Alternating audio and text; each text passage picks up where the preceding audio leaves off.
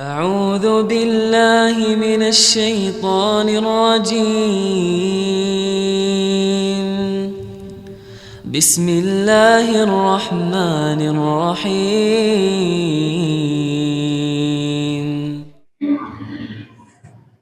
السلام عليكم ورحمة الله وبركاته.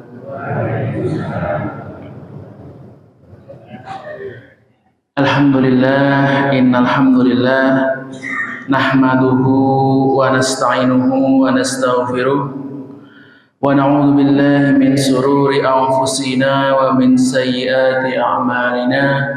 Man yahdihillahu fala mudilla lahu wa man yudlilhu fala hadiya lahu.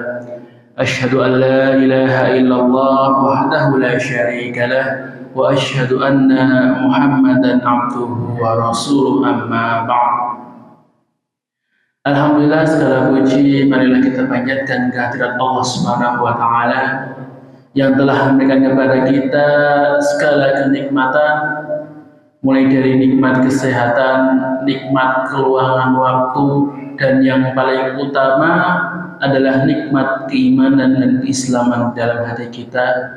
Sehingga pada malam hari ini Allah masih memperkenankan kita untuk melaksanakan sholat maghrib berjamaah di Masjid Mujahidin ini, yang insya Allah akan dilanjutkan dengan kajian sampai nanti menjelang isya.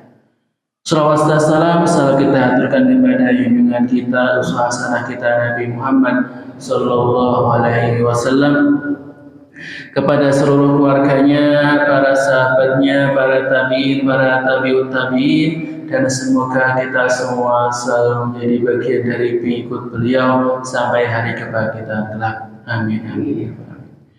Jamaah rahimani wa rahimakumullah. Di sini tadi saya qadarullah diminta Mas Morris tadi untuk menggantikan jadwalnya Ustaz Abdul Karim, karena qadarullah beliau pas ada berhalangan tadi pagi di WA sama Mas Morris minta tolong bisa mengisi atau tidak. Alhamdulillah kok pas kosong, jadi bisa menyempatkan diri untuk hadir kembali di Masjid Mujahidin ini. Insyaallah pada kesempatan ini saya sedikit akan menyampaikan mengenai salah satu amalan yang paling utama, amalan yang pahalanya paling luar biasa dan merupakan salah satu pintu surga yang bisa dicapai oleh semua orang. Apa nih Pak? Itu adalah birrul walidain. Itu mengenai berbakti dumateng orang tua.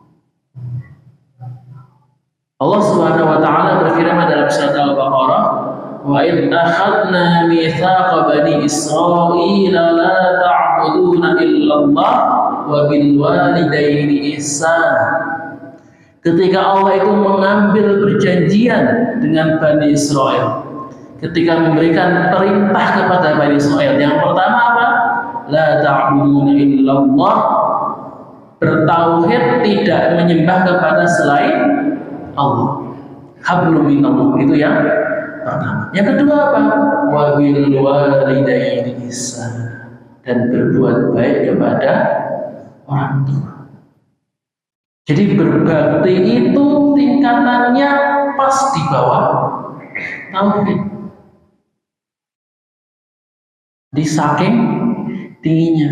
Dalam sebuah hadis Rasulullah SAW pernah ditanya oleh para sahabat, ya Rasulullah, ayu a'malil afdal, apakah amal yang paling utama, yang paling banyak pahalanya, yang paling tinggi derajatnya? Apa kata Rasulullah? As-salatu ala waqtiha. Yang paling utama adalah salat pada waktunya, salat tepat waktu. Kemudian ditanya lagi, tsumma ain, kemudian apa lagi ya Rasulullah? Qala birrul walidain. Yang kedua adalah berbakti kepada orang tua. Qala tsumma ain, kemudian apa lagi? Yang terakhir al-jihadu fisabilillah, jihad di jalan Allah. Jadi yang pertama adalah sholat. Sholat kan berarti hubungannya dengan Allah. Yang kedua setelah sholat adalah berbakti. Karena orang tua adalah hablum minan nas, hubungan manusia yang paling utama, bahkan di atas jihad fisabilillah. Maka orang yang merawat orang tuanya, berbakti kepada orang tuanya, bahkan sampai tua, sampai orang tuanya meninggal, dirawat terus, itu pahalanya jauh lebih tinggi, bahkan di atas orang yang jihad fisabilillah dengan hartanya, dengan jiwanya. Rasulullah juga pernah dalam sebuah hadis yang lain pernah berkata, celakalah seorang. Kok Rasulullah mendoakan kecelakaan? Kan membuat sahabat bertanya-tanya, ini siapa ya Rasulullah? Orang yang saking jeleknya, saking ruginya, kok sampai didoakan kecelakaan? Siapa yang celaka kata Rasulullah? Barang siapa yang mendapati kedua orang tuanya masih hidup atau salah satunya, tapi tidak bisa masuk surga dari keduanya, celakalah dia. Karena orang tua ini adalah pintu surga yang sudah disediakan Allah untuk kita. Dengan kita berbakti kepada mereka, memuliakan mereka, sehingga mereka ridha kepada kita, mereka sayang sama kita, maka ridha Allah itu pasti akan turun dan pintu surga itu akan terbuka untuk kita. Ridha Allah fi ridha walidayni wa suhtullahi fi suhtil walidayni. Bahwa ridha Allah itu terletak pada ridha orang tua, dan kemurkaan Allah itu terletak pada kemurkaan orang tua. Inilah kenapa Rasul banyak sekali hadis-hadis yang menekankan tentang pentingnya, mulianya berbakti, merawat orang tua, dan betapa besarnya dosa orang-orang yang durhaka. Jamaah rahimani wa rahimakumullah. Maka bagaimana ya cara kita kok bisa berbakti? Ya kita tahu bisa disuruh untuk berbakti, tapi apa yang harus kita lakukan supaya bisa dianggap sebagai anak yang berbakti? Maka yang pertama adalah mentaati perintah. Apapun yang orang tua itu perintahkan, orang tua suruh, maka harus dilaksanakan. Nyuruh ngarit, nyuruh nyuci piring, cuci. Jangan malah bantai. Ada anak-anak sekarang dia orang tuanya, kayak mau piring asal-asal numpuk, pokoknya di resiki. Mungkin bu, rezekinya dereng rampung. Mungkin bu, resep ngecek. Terus WA-an, terus YouTube, terus bikin konten. Ya kalau seperti ini bukan bentuk berbakti. Kalau anak yang berbakti, orang tua suruh langsung kerjakan. Kecuali, ya ada kecualinya. Kecuali apa? Ketika orang tua menyuruh kepada kemaksiatan.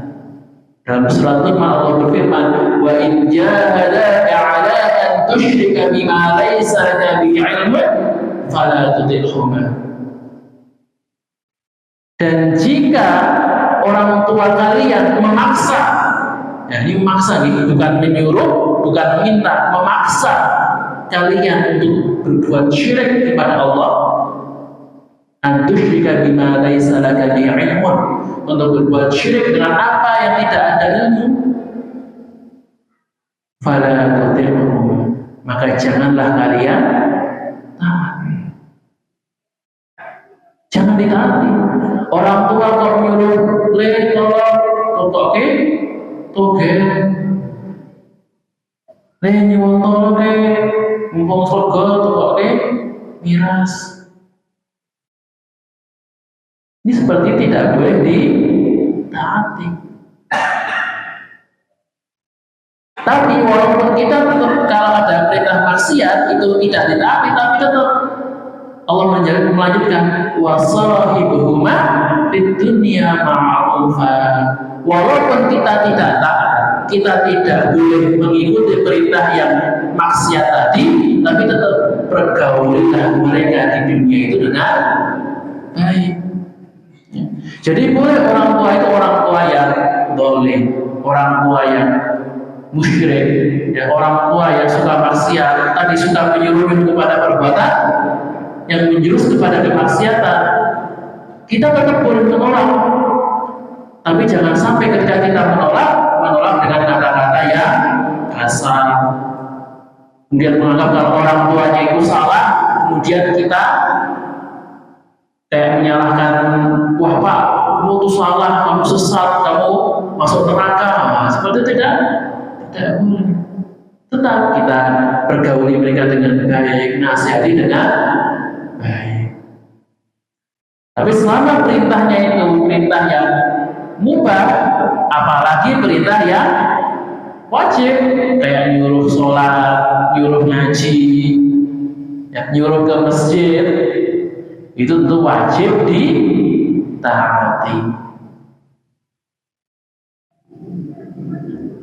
Bahkan dalam sebuah hadis itu pernah diceritakan, ya, ini kisahnya tentang Juraij, itu salah seorang Bani Israil, bahwa bahkan ketika sholat, ya, orang tua itu memanggil ketika kita sedang sholat, berarti sholatnya sholat sunnah, maka wajib dibatalkan. Berarti memanggilnya sudah berulang kali. Kenapa? Kan sholatnya sholat sunnah, memenuhi panggilan orang tua itu wajib. Mana yang didahulukan antara sunnah dan wajib? Yang wajib. Maka kalau sholat sunnah, batalkan, penuhi dulu panggilannya, kemudian baru diteruskan sholatnya. Atau kalau misalkan lagi sholat wajib, nah itu tergantung. Kalau sholat wajibnya itu bukan sholat jamaah dan kemudian kok benar-benar memang mendesak, ya dibatalkan, tidak apa-apa. Tapi kalau saya tidak terlalu mendesak, coba dikeraskan, ya, bacaan sholatnya dikeraskan, biar orang tua tahu, oh ini anaknya sedang sholat. Tapi kalau orang tua sudah tahu kita sedang sholat, kemudian tetap memanggil, ya lebih baik dibatalkan, karena bisa jadi memanggilnya itu ada darurat, benar-benar butuh. Ini juga pernah dicontohkan oleh Imam Abu Hanifah, salah seorang imam madhab Hanafi. Itu beliau pernah ketika mengisi kajian, ya, di depan mengisi kajian ini sedang menyampaikan ilmu kepada para murid-muridnya, tiba-tiba ibunya datang manggil, kamu mas, anakku itu di rumah lagi ada kerjaan, tolong dibantu. Mau berapa? Apakah Imam Malik kemudian buku saya bu, nanti dulu ini saya sedang ngisi, bukan? Ibunya memanggil langsung kajiannya, mohon maaf, itu ibu saya memanggil, saya harus penuhi, langsung ditinggal. Inilah bentuk bakti anak yang sholat. Apa yang orang tua perintah langsung jalankan. Yang kedua, yang penting, selalu menundukkan diri, merendahkan diri di hadapan orang tua. Ya. Jangan pernah merasa jumawa, sombong. Allah berfirman dalam surat Al-Isra ayat 24, wahfid lahuma janaha dzulli minar rahmati wa qul lahum wa qul rabbirhamhuma kama rabbayani shaghira. Bahwa tundukkanlah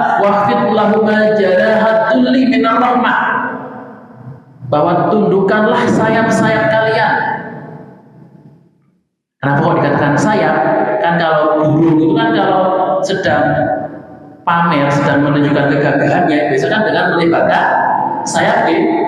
Kalau kita lihat burung itu mau kawin, itu biasanya pamer sayap untuk menunjukkan kegagahannya. Maka kata Allah, tundukkanlah kegagahan, ketinggian, kesombongan itu di hadapan orang, tunduk, rendahkan diri kalian. Setinggi apapun jabatan kita, sepintar apapun kita, walaupun kita sekolah sampai S1, S2, S3, sampai profesor, kita dapat jabatan sampai bupati, ataupun gubernur, ataupun sampai presiden, itu kita tetap di bawah orang tua kita. Walaupun orang tua kita itu cuma petani yang tidak sekolah, nggak boleh kok merasa sombong, merasa pintar, sok menasehati. Kadang ada anak-anak merasa, saya pintar, langsung ngomong sama orang tua, Bu, Pak, ini loh, kalau bertani yang benar itu caranya seperti ini. Bapak itu bertaninya dulu salah terus, makanya hasilnya jelek terus. Harusnya seperti ini. Ngomong sama orang tua kayak ngomong sama kawannya, seperti nggak boleh, tidak pantas. Kalau memang mau menyampaikan ide sama orang tua ataupun menasihati dengan orang tua, lakukan dengan cara yang baik. Jangan sampai menjadikan diri kita itu di atas orang tua. Dan orang tua kok kayak ada anak seperti ini, buatnya tidak akan nurut. Karena memang kadang-kadang penyakitnya manusia itu, kalau sudah dikasih kelebihan, baik itu kelebihan harta maupun kelebihan ilmu, biasanya tadi sombong, merasa tinggi, merasa wah, saya ini orang pinter loh, harus didengar. Saya ini petinggi loh, harus dihormati. Bahkan kadang-kadang anak seperti itu merasa malu. Punya orang tua petani biasa, malu. Punya orang tua tinggal di desa, malu. Kalau orang tuanya main di rumahnya, dia nggak mau mengenalkan sama koleganya. Lagi rapat lagi pertemuan bareng, bajunya rapi-rapi, pakai jas, pakai gaun. Ada orang tuanya datang pakai pakaian lusuh, biasa-biasa saja, muka pucat, rambut berantakan, bawahnya karo goni.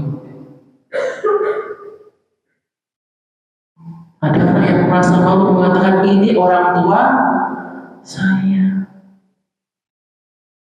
Harusnya kalau anak yang berbakti nggak peduli, bahkan orang tuanya seperti apapun, walaupun anaknya ganteng, anaknya seganteng apapun, sedang orang tuanya mukanya ya pas-pasan, tetap merasa bangga. Ini loh orang tua saya.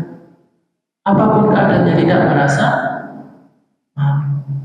Inilah bentuk bakti seorang anak, merendahkan diri, meninggikan orang tuanya.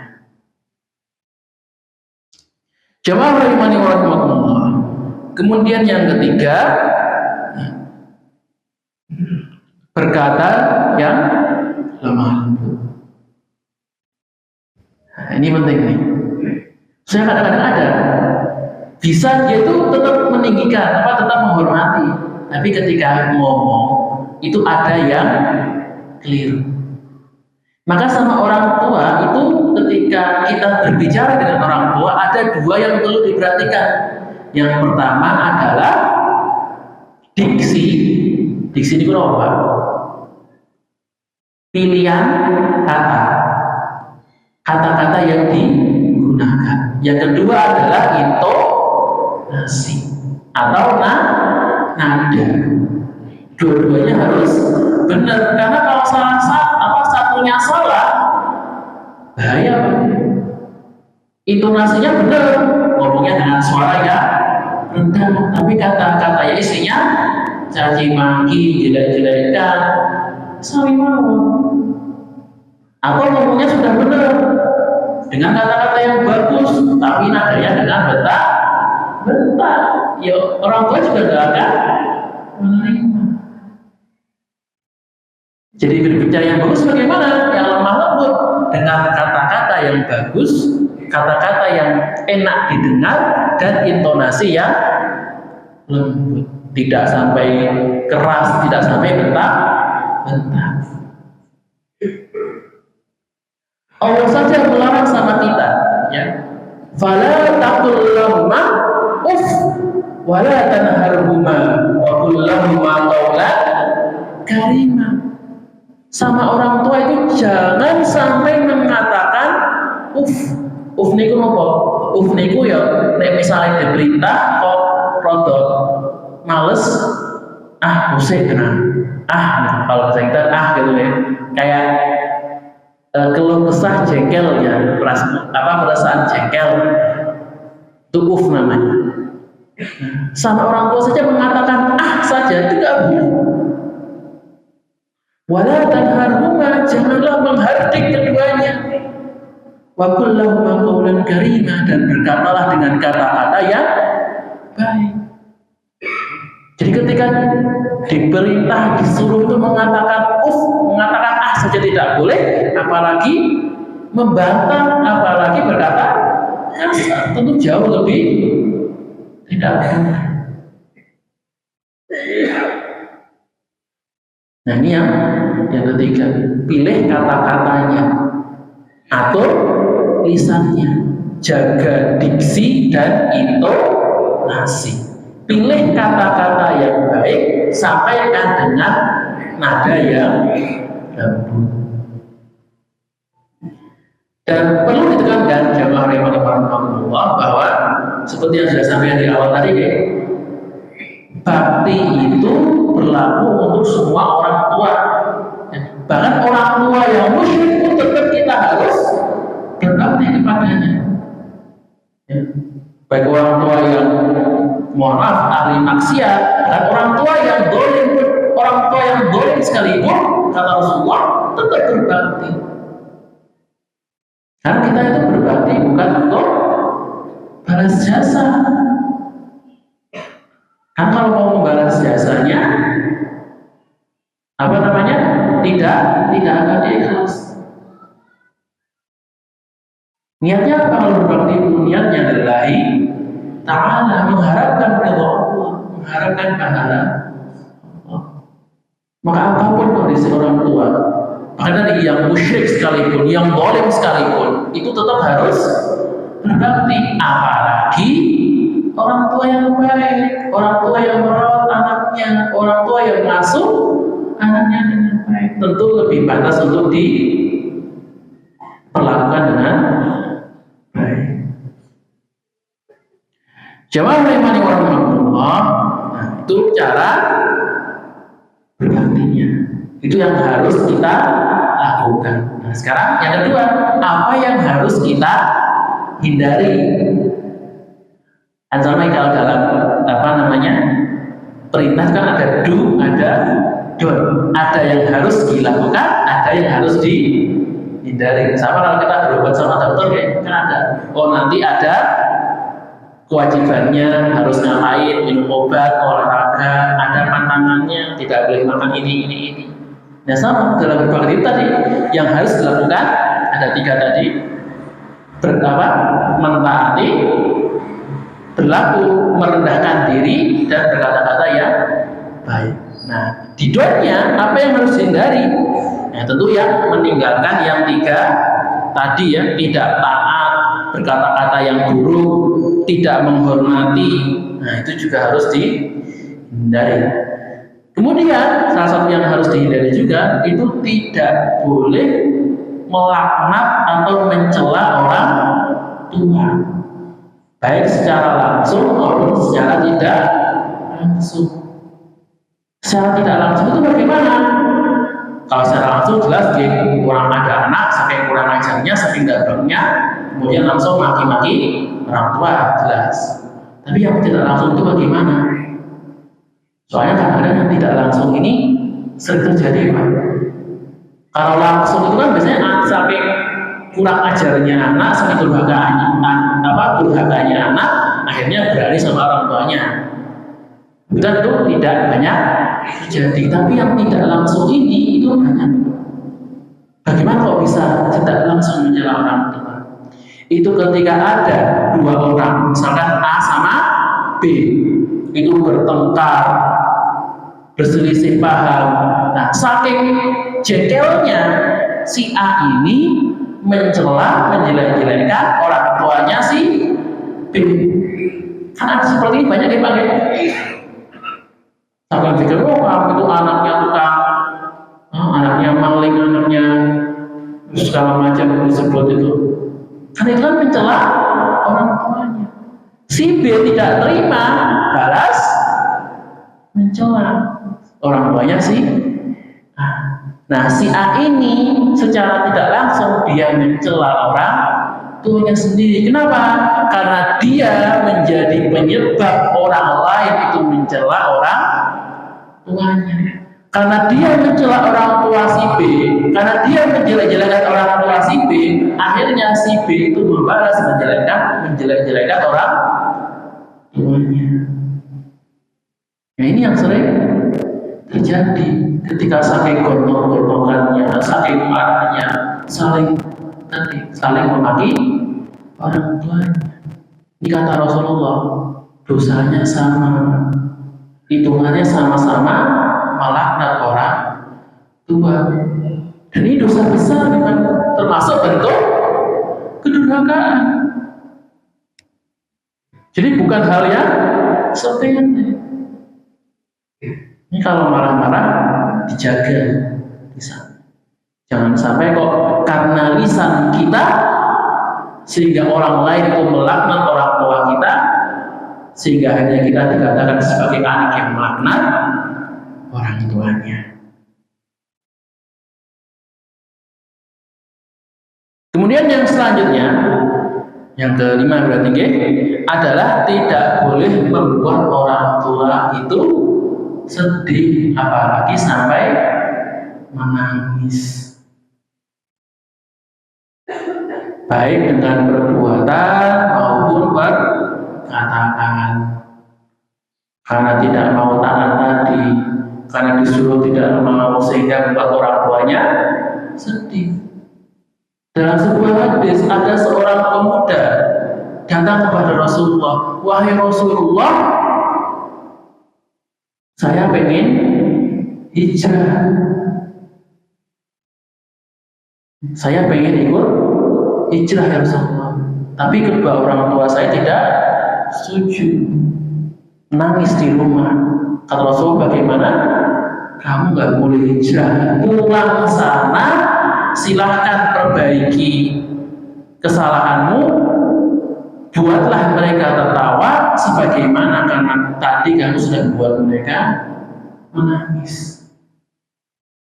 Ini pemuda ini mau hijrah ya Bang, bukan mau main-main, bukan mau senang-senang, bukan mau hura-hura, pengen hijrah, pengen ibadah. Dan hijrah ini ibadah yang sangat mulia. Tapi karena orang tuanya tidak ridho, orang tuanya tidak senang, sehingga sampai menangis katanya. Kata Rasulullah, maka tidak boleh. Itu orang tuanya silakan disenangkan dulu, dibahagiakan dulu. Kalau orang tuanya ridho, baru silakan hijrah. Kalau itu nggak boleh.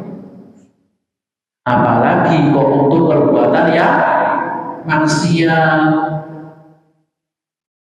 perbuatan yang melanggar agama, tentu jauh lebih besar dosanya. Maka kalau kita mau melakukan segala sesuatu, cari ridho orang tua. Mau nyari kerja, mau nyari sekolah, tanya, Pak, ini saya sekolah di sini bagaimana, ridho atau tidak? Saya dulu sama Pak, pas kuliah pengalaman nih, saya dulu pengennya itu sekolahnya di ITB atau ITS. ITB itu kan di Bandung, ITS itu di Surabaya. Karena kan pengen masuk teknik, di sana kan tekniknya paling bagus. Tapi kata ibu sama bapak, sih boleh kan wingi SMA-nya wis atur. Saya kan SMA Tangerang ya Pak. Boleh pas kuliah itu cepat-cepat wae. Yo nek orang ning Semarang yo ado-ado ning Jogja. Jadi kan kalau apa-apa coba cepet urusane. Pulang yo 3 jam 4 jam sudah sampai lokasi. Ada darurat tinggal jalan. Ya akhirnya ya karena apa namanya? Memang mengharap itu karena orang tuanya sudah buat ultimatum kalau mau kuliah harus di situ, ya sudah dilepas akhirnya daftar di UGM. Ya, karena kan kalau Jogja Semarang paling bagus di UGM. Alhamdulillah keterima. Ya, tapi tadi karena orang tua itu ya pengennya ini, ya sudah sebagai anak ikut itu orang tua. Insya Allah ketika kita ikut apa yang orang tua ridhoi, berkah. Cari pasangan ya diridhoi. Dosa yang saya senangi kok orang tua tidak senang, bagaimana? Ya coba dibujuk dulu. Bu, ini loh sebenarnya saya pengen ini, yang saya pengenkan ini bagusnya ini, kelebihannya ini, manfaatnya ini, josnya seperti ini. Tapi kalau ternyata orang tua sudah kekeh, orang tua sudah pokoknya tidak boleh. Nah, kalau sudah ada pokoknya seperti ini, sudah Pak, lepas mau dilepas saja. Kenapa? Ridho Allah, ridho orang tua itu ya utama. Orang tua ridho, urusan insya Allah lancar. Tapi kalau orang tua itu tidak ridho, akan hilang keberkahannya. Susah semua jadinya Pak. Apa-apa jadi susah, apa-apa jadi ribet. Jika mau lancar urusan, carilah apa yang orang tua senang. Jangan malah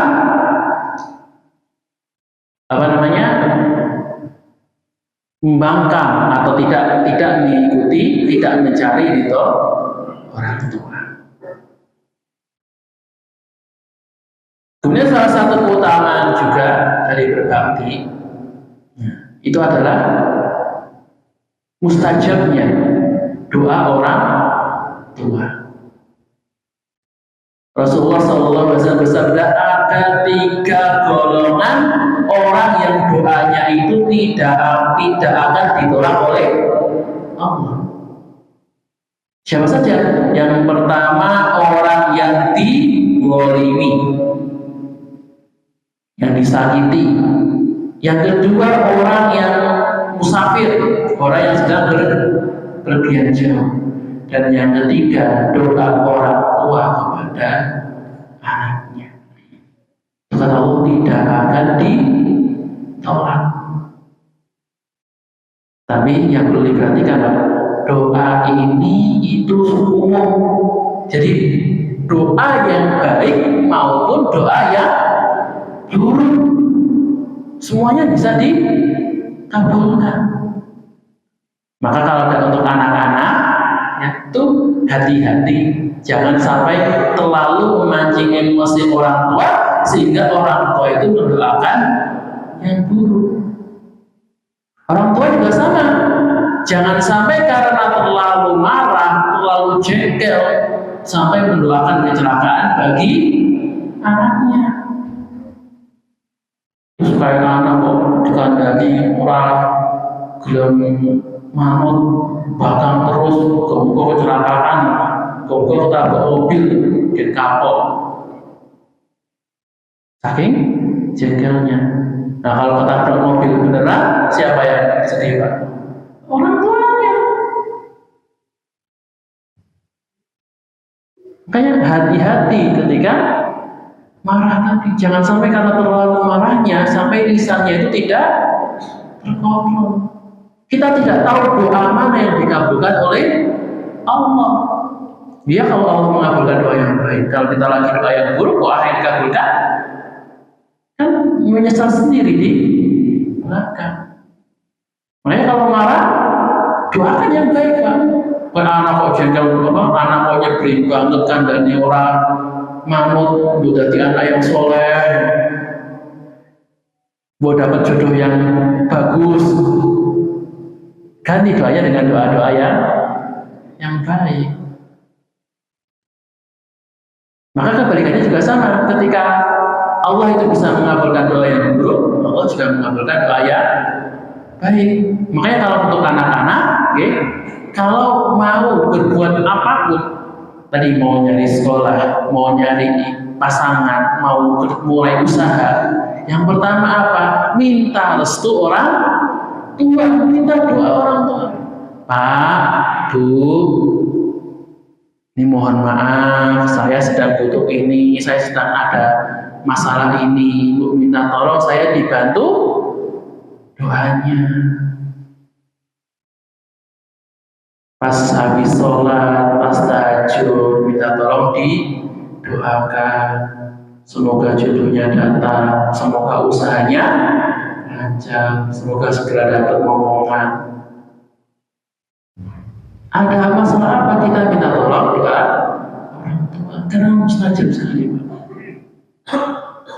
Bisa jadi kita itu karena dosa kita, karena maksiat kita, doa kita itu belum dikabulkan oleh Allah. Tapi melalui wasilah orang tua kita, akhirnya Allah mau mengabulkan apa yang kita inginkan. Ini isya jaminan 4:09 ya? Masih berapa menit berarti? 3 menit ya? Ya, untuk sedikit tambahan ya, bagaimana kalau orang tuanya itu sudah meninggal dunia? Cara berbaktinya bagaimana? Kan misalnya kayak saya, mas-mas yang masih muda-muda, kan insya Allah orang tuanya masih sehat, kan gampang orang tua masih sehat, berbakti langsung bisa. Tapi orang tua yang meninggal bagaimana? Simpun mbah-mbah, kan banyak yang orang tuanya sudah meninggal. Maka dalam sebuah hadis, Rasulullah pernah ditanya, wahai Rasulullah, orang tua saya sudah meninggal, bagaimana cara saya berbakti? Kata Rasulullah, ada 4 caranya. Yang pertama, mendoakan. Nah ini yang paling mudah gimana? Doakan nggak modal, nggak butuh banyak tenaga. Minimalnya di setiap selesai sholat kita doakan orang tua kita, Rabbil firli wali walidayya warhamhuma kama rabbayani shaghira. Itu minimal setiap selesai sholat wajib, sholat sunnah, sholat tahajud, itu kita baca doa tersebut. Mau ditambahin lagi dengan doa-doa yang lain? Tidak apa-apa. Doakan mereka. Kalau yang sudah belum meninggal, apakah didoakan? Tetap didoakan gimana? Mendoakan, tidak menunggu orang tuanya meninggal. Yang masih hidup didoakan, tapi yang sudah mati tentu lebih pantas untuk didoakan. Dua-duanya didoakan semua. Yang kedua kata Rasulullah, memenuhi janjinya. Orang tua masih punya utang, kita penuhi. Orang tua masih punya tanggungan, kita tanggung, kita bayar tanggungannya. Orang tua masih punya niat haji, niat umroh, niat sedekah, kita keluarkan atas nama mereka. Kemudian yang ketiga, dengan menghormati teman-temannya, dan yang terakhir dengan menyambung silaturahim dengan kerabat orang tua. Aku ada karena sudah masuk Isya, saya juga sampai di sini. Jika ada salah kata, maka datangnya dari diri saya sendiri, dan jika ada kebenaran menanya dari Allah Subhanahu wa taala, sekali lagi ingatkan kepada kita semua dan sendiri saya sendiri, berbaktilah kepada orang tua kita karena itu adalah pintu surga yang dekat dengan kita yang insya Allah sudah sediakan bagi kita semua. Bila dari walidayah walidayah wala qalbi wa yastur fastabiqul khairat subhana rabbika rabbil izzati amma yasifun wa salamun alal mursalin walhamdulillahi rabbil alamin. Assalamu alaikum warahmatullahi wabarakatuh.